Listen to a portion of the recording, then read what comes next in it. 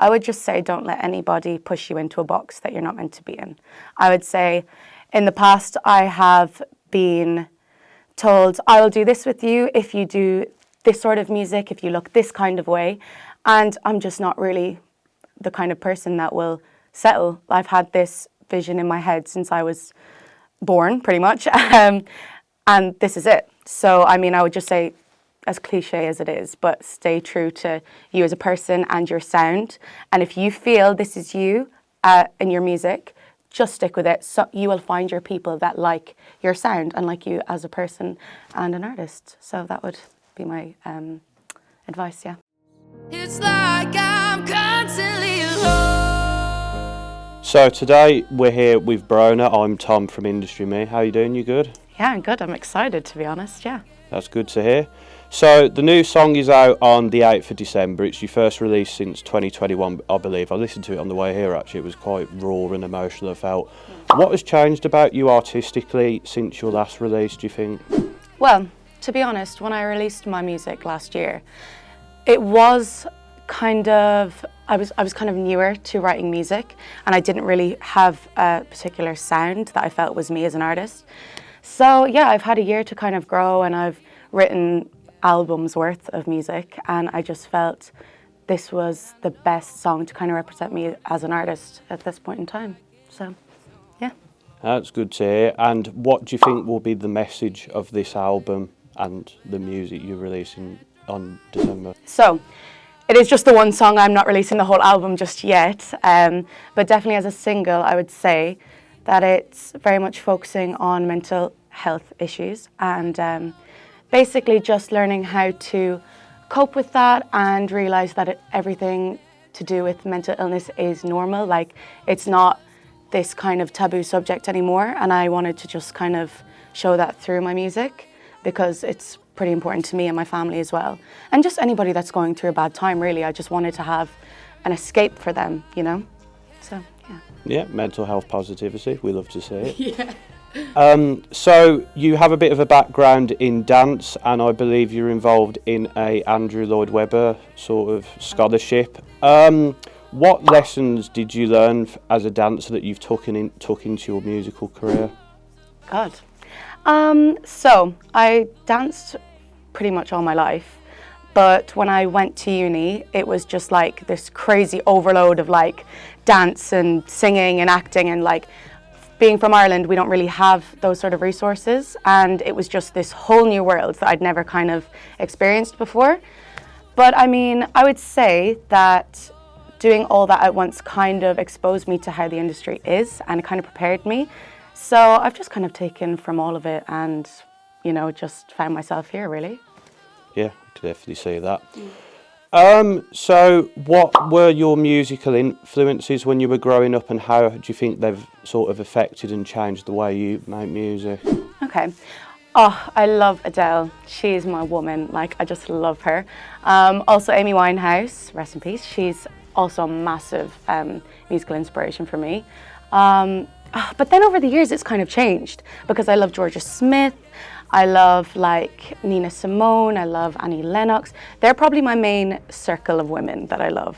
So yeah, they're probably my main people that I would have taken inspiration from. Yeah, all very good artists, all got something good to say, so yeah, yeah. Good choices there. Have you ever been to a live performance that sort of made you reassess how you perform live, whether as like a dancer or as a singer? I don't even know how I forgot Beyonce. Like, oh my gosh, she's one of my main women as well. I should have added her in. So I went to her concert when I was about 17. And this was kind of when I dropped out of school and I was a dance teacher full time. And I hadn't really experienced any celebrities in concert.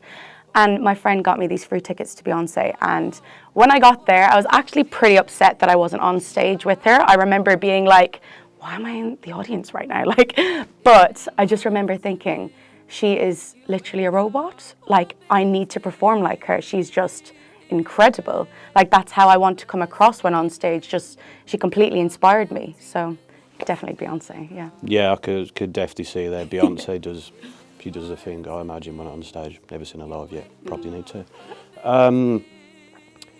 What would you say is like an album or a song that sort of defined your 2022? Oh gosh, my own?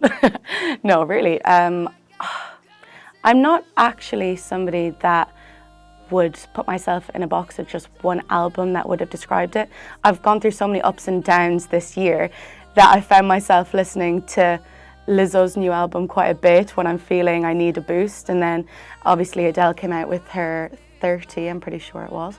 And I mean, it's just been a mixture of music, to be honest. I curated a little playlist that I have that just kind of helps me through however I'm feeling, just a mixture of everything. Yeah, no, it's good. Playlist for your mood it's always good. What would your advice be as an upcoming artist to fellow up-and-coming artists on how to sort of traverse their way through the music industry? I would just say don't let anybody push you into a box that you're not meant to be in. I would say in the past I have been told I will do this with you if you do this sort of music, if you look this kind of way, and I'm just not really the kind of person that will settle. I've had this vision in my head since I was born, pretty much, and this is it. So I mean, I would just say, as cliche as it is, but stay true to you as a person and your sound. And if you feel this is you in your music, just stick with it. So you will find your people that like your sound and like you as a person and an artist. So that would be my advice. Yeah, no, definitely. Authenticity is key, and it's how you build a fan base, and you gotta stay true to you, haven't you? Of course. Who is an artist that you'd like to collaborate with? Who you think would take your sound in like a completely different direction to what you'd expect? Okay, so I love Doja Cat. I think she is just fantastic. I mean, just the way she's so individual. I feel we haven't had an artist on the scene like this ever, really. I mean, there's obviously people that have broken the mold in the past, but I think she's just so interesting and fresh. And she's a very different sound to me. So I think that could be a really cool collab. So yeah, definitely Doja Cat. Yeah, definitely. You can see through her personality, she's sort of very her. She does things the way she wants to do. So yeah, good choice. And finally, what are your goals for 2023? Musically or life-wise? Both. Okay, life-wise, honestly, is to just find a happiness within myself. I think in the past I have really leaned on a lot of people, which is totally fine to do, but I think this year is about me as a bad bitch and just kind of finding myself and yeah, just kind of finding that inner love. And musically, I would love to either perform, might be a big, thing to say now, but just invited to the Brits, kind of be around UK artists, get more into that pool of people, because it's obviously still quite new for me, but that's probably a goal. Yeah, so happiness and get more contacts. I'd say those are good goals to get. Do you know what I mean?